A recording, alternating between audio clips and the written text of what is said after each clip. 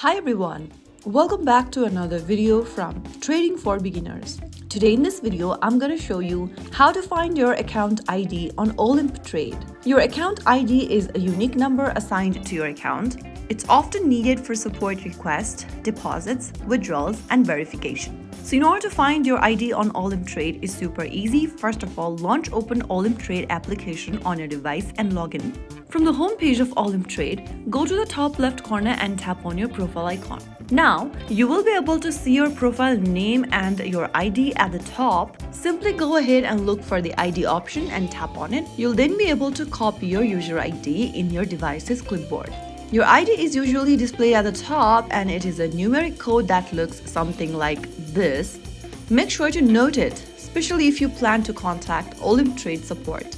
Your ID is often needed in contacting support, withdrawal or deposit verification, and security issues. Do not share your ID publicly and treat it like a sensitive info. Since I am showing you how you can find your ID, I don't have any other choice. But for your case, make sure to keep your ID hidden. If you found the video helpful, don't forget to like, share, and subscribe to our channel. I will be back again in the next episode. Thank you for watching.